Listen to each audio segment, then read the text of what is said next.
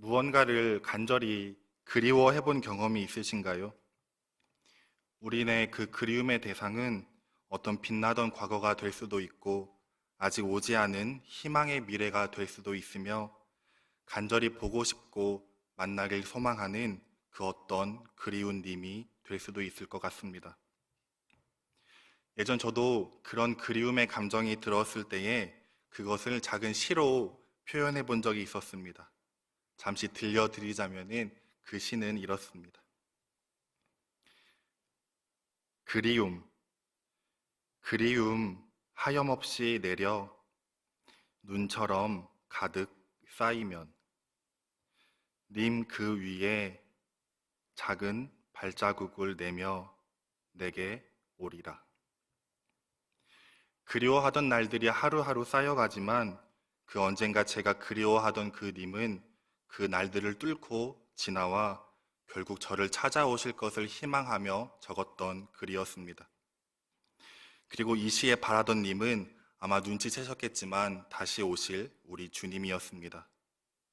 오늘은 대림절입니다. 이 저뿐만이 아니라 우리 모두가 간절히 그리워하고 기다리는 그 주님의 오심을 고대하는 절기요. 그 기다림으로부터 우리가 잊고 있었던 그 희망의 미래를 다시금 선명하게 채색하는 날이기도 합니다. 그럼 우리는 왜 기다려야 하는 것일까요?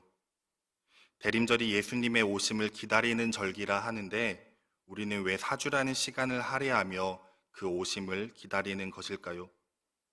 그것은 이 대림절에는 그 무엇보다도 가득한 희망을 품고 있기 때문입니다.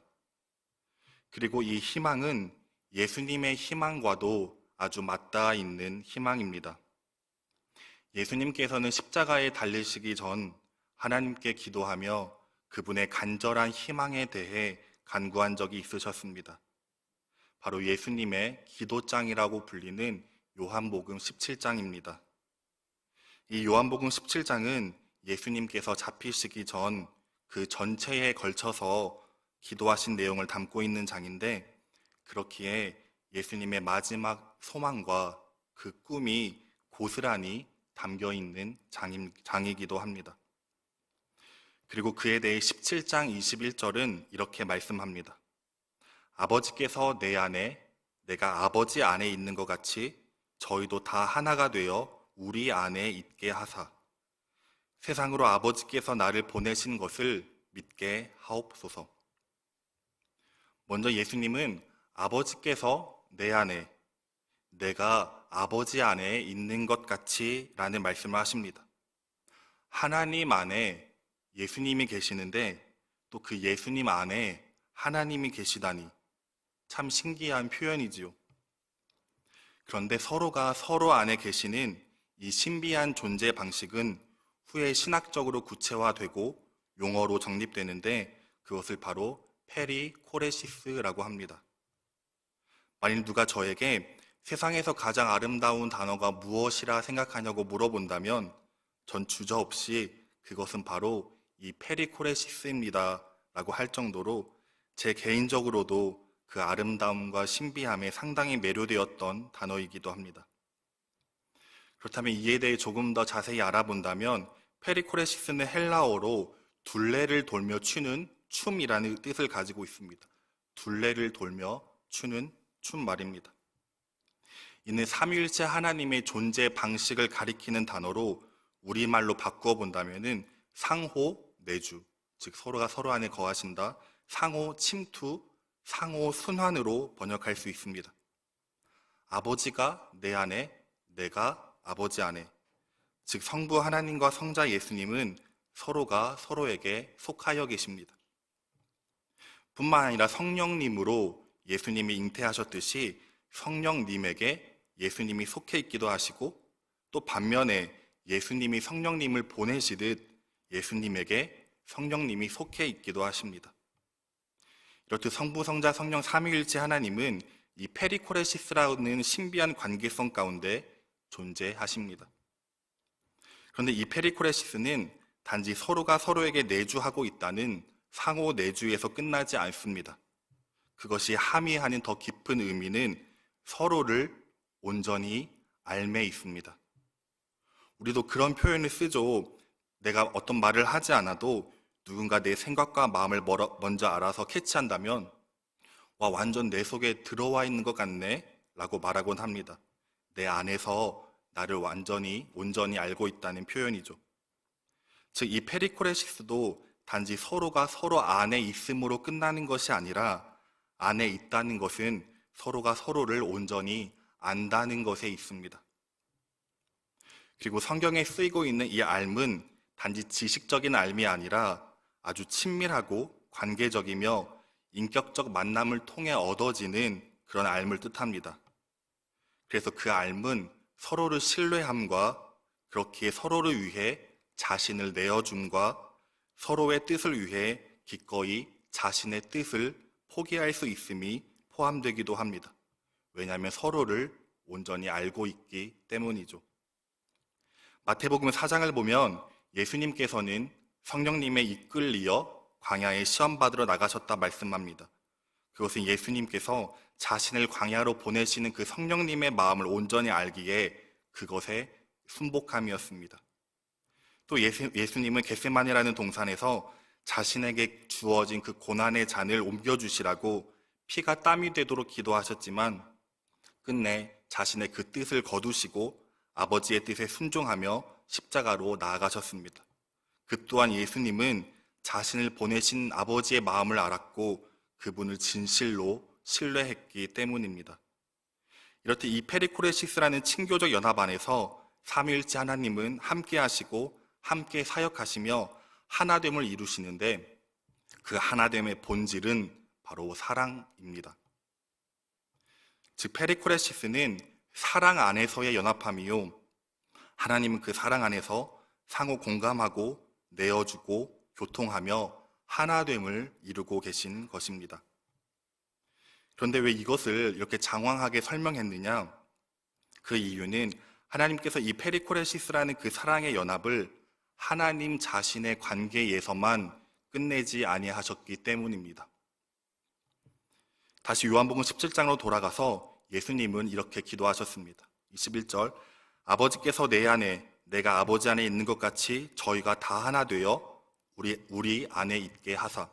또 22절, 우리가 하나 된 것 같이 그들도 하나가 되게 하려. 또 23절, 내가 그들 안에 있고 아버지께서 내 안에 계시어 그들로 온전함을 이루어 하나가 되게 하려 함은. 즉 예수님께서 계속 반복하시며 간구하시는 것은 그 사랑의 연합을 우리와도 나누기를 간절히 원하셨다는 것입니다. 그래서 우리는 때론 이런 경험을 합니다.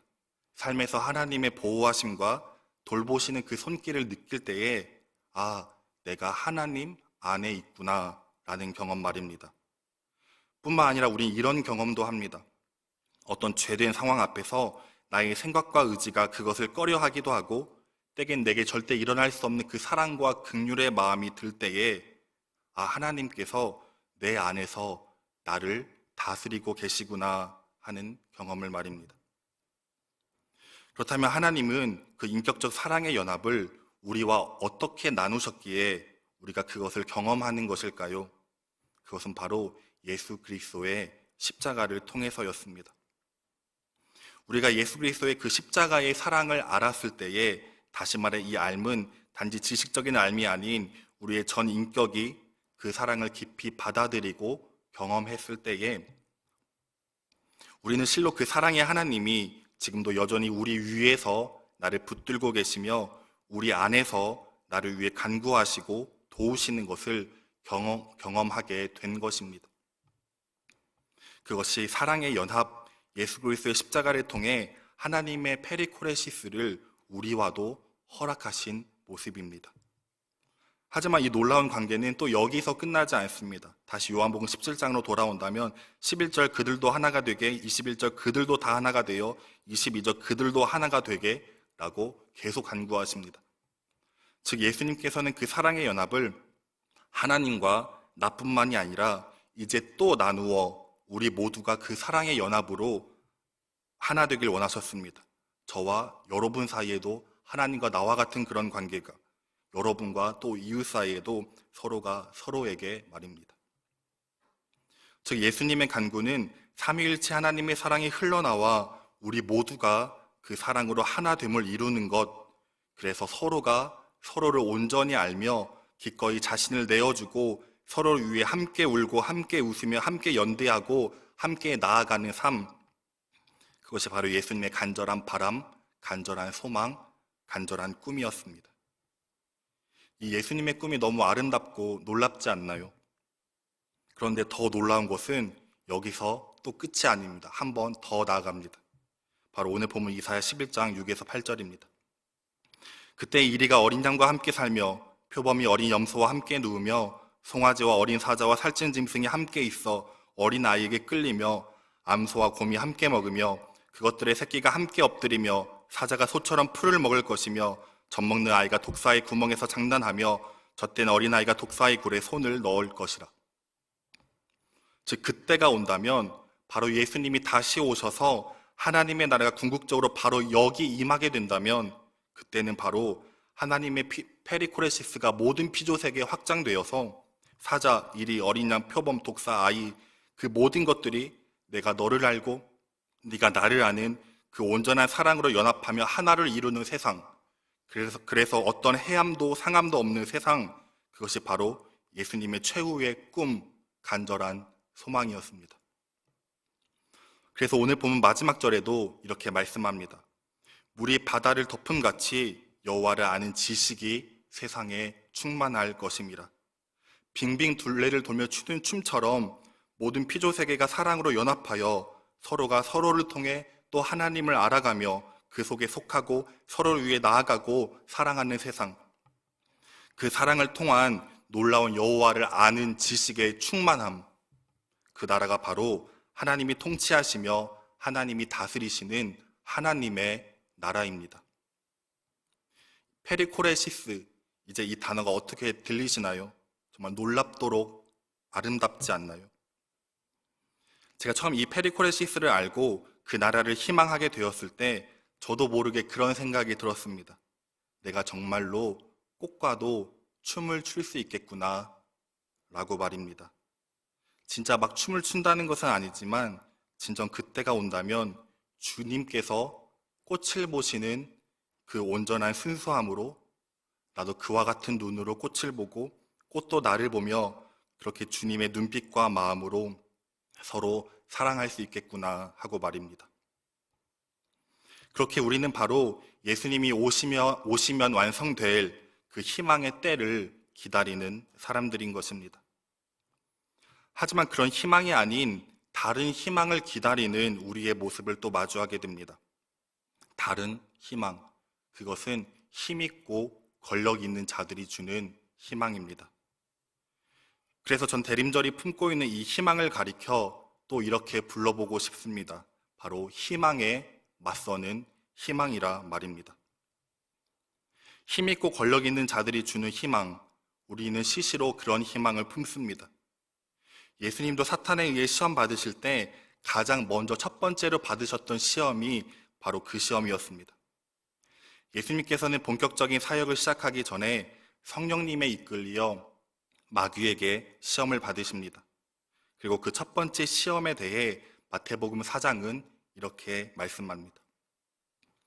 시험하는 자가 예수께 나와서 이르되 네가 만일 하나님의 아들이여든 명하여 이 돌들로 떡덩이가 되게 하라.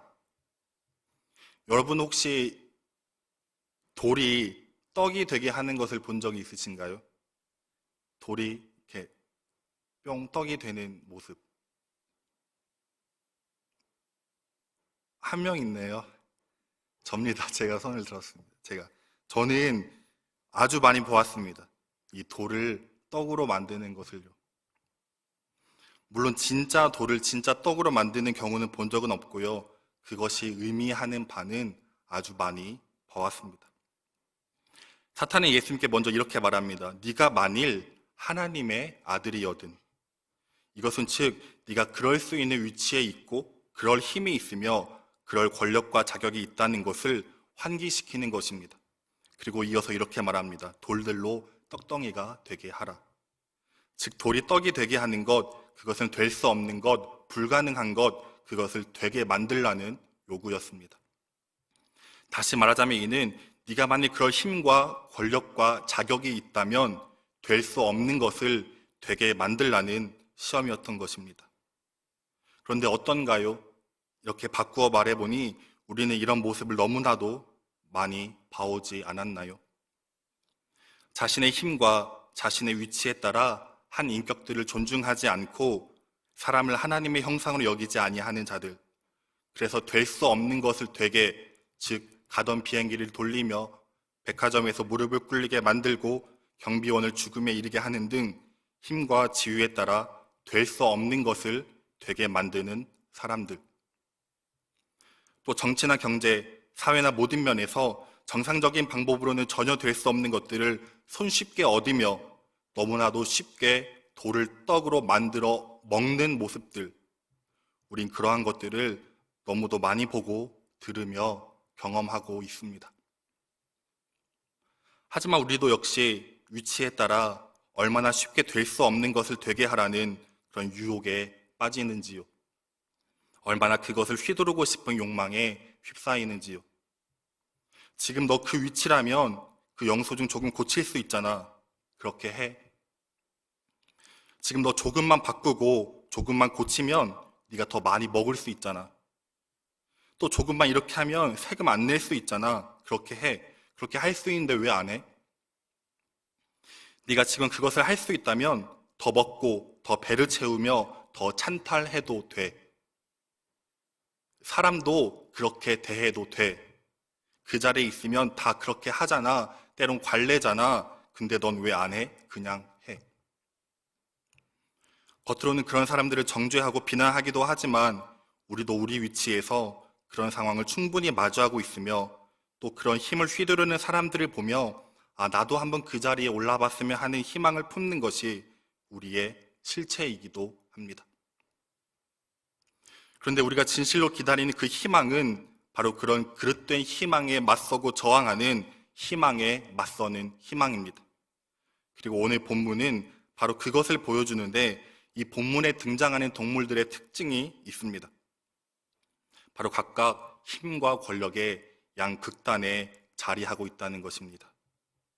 이리와 어린 양, 표범과 어린 염소, 송아지와 어린 사자, 그리고 그들이 어린아이에게 이끌리는 모습, 바로 여기엔 힘과 권력의 양극단의 동물이 쌍으로 등장하고 있습니다.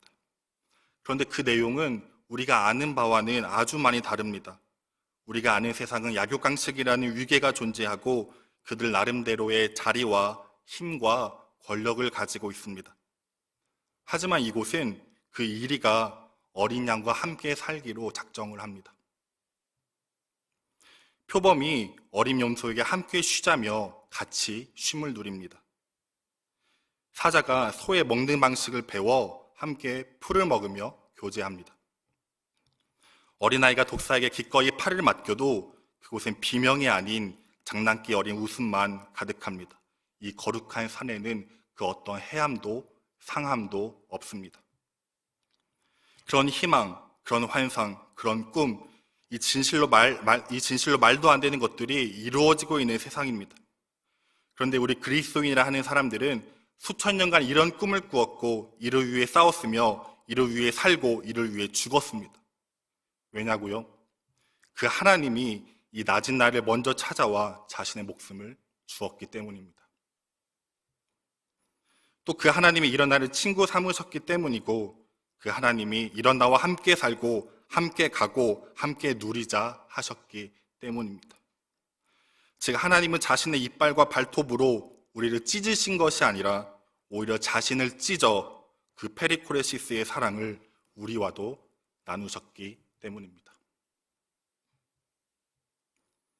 그러니 우리도 우리의 이빨과 발톱을 거두고 힘과 권력이 주는 희망에 맞서 이 땅에 진실된 희망을 전하고 그 희망을 살아내며 그 희망을 선포해야 하는 것입니다.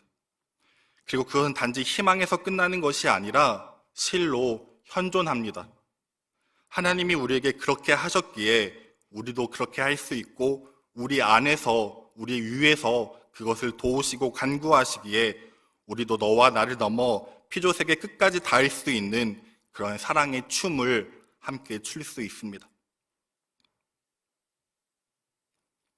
저도 작지만 가능하지 않을 것 같은 그런 인격적 교제를 경험한 적이 있었습니다. 과거 한 청년 공동체에서 2년 반이라는 시간 동안 사역을 하며 거기서 만났던 한 지체가 있습니다. 이 친구는 군대에 가지 않아도 되었는데 왜냐하면 지적장애 판정을 받은 친구이기 때문입니다. 근데 의사소통은 아주 잘 되고 거의 티가 나지 않았습니다. 처음에 저는 사랑하는 마음이 아니라 그저 부임했으니까 교역자라는 정체성 때문에 그 위치와 그 신분과 일종의 의무감으로 그저 관심을 갖고 챙겨주고 했었습니다. 이 친구의 특징이 하나 있는데 카톡이 거의 매일 같이 옵니다. 목사님 전화로 되세요. 목사님 전화로 되세요. 목사님 전화로 되세요. 너 왜 살아야 하나요? 사는 게 재미없어요. 삶의 의미가 없어요. 이런 톡도 주기적으로 오곤 했습니다.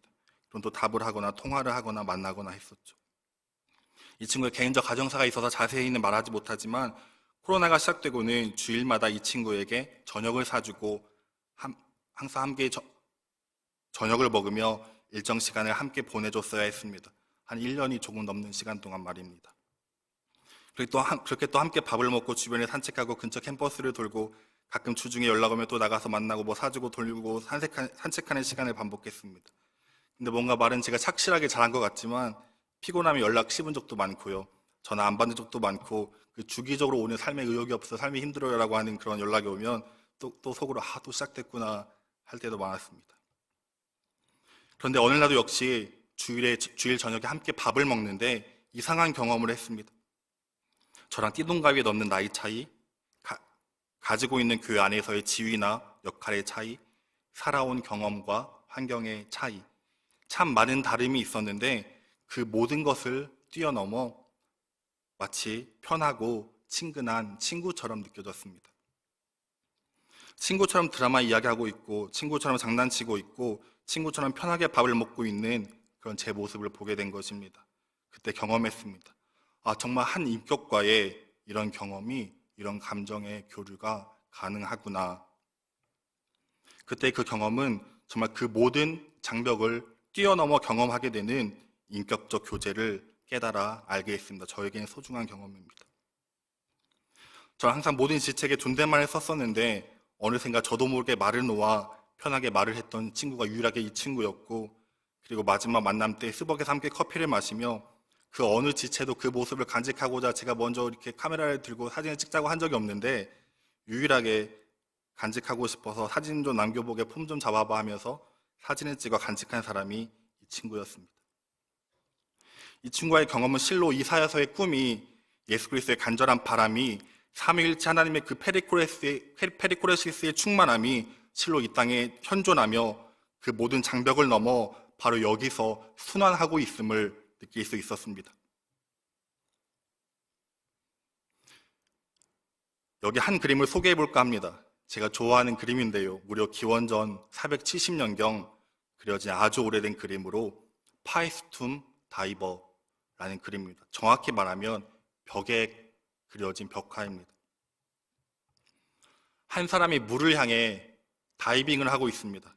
그런데 그곳은 깊은 물이 아니라 떨어지면 죽을 것 같은 그런 바닥이 보이는 아주 얕은 물속을 향해서 말입니다. 그런데 이 다이버의 자세를 보면 흐트러짐이 없습니다. 물속을 향해 시선을 바로 두고 거침없이 자신의 찬 모습으로 몸을 던집니다. 그런데 이 벽화가 그려진 장소를 알게 되면 이 그림이 조금 다르게 보일 수 있습니다. 이 그림은 그리스의 파이스툼이라는 지역에서 발견된 무덤 천장에 있는 벽화이기 때문입니다. 그러니 마치 그림은 이것이 인생이라고, 이것이 삶이라고 우리에게 보여주는 것 같습니다. 바닥에 부딪혀서 죽을 것을 알지만 죽음을 향해 가는 인생임을 알지만 그럼에도 인생은 뛰어드는 것이라 말입니다. 그런데 문득 이 다이버의 자세가 우리 그리스도인의 삶처럼 느껴집니다. 우리는 죽음을 향해 나아가고 있습니다. 우리에게 놓여진 죽음은 누구도 피할 수 없는 현존이요 맞닥뜨릴 수밖에 없는 현실입니다. 그런데 그곳으로 향하는 우리는 마치 이 다이버처럼 거침없이 자신의 참 모습으로 가득한 희망을 품고 뛰어드는 사람입니다. 왜냐하면 그 희망의 나라가 시작되었고 지금 여기 현존하며 반드시 온전히 임하게 될 것이기 때문입니다. 그렇게 우리는 이 다이빙을 멈출 수 없습니다. 이리가 당연히 어린 양을 먹고 표범이 당연히 어린 염소를 해치우는 그런 세상에 살고 있지만, 이리가 이빨을 내려놓는 꿈을 꾸며 표범이 발톱을 숨기는 현실을 희망하며 사자가 서로 위에 함께 풀을 먹는 세상을 향해 우리는 이 다이빙을 멈출 수 없습니다. 그러니 여러분, 이 대림절 무엇을 기다리고 어떤 희망을 품고 계신가요? 우리는 이것을 기다립시다.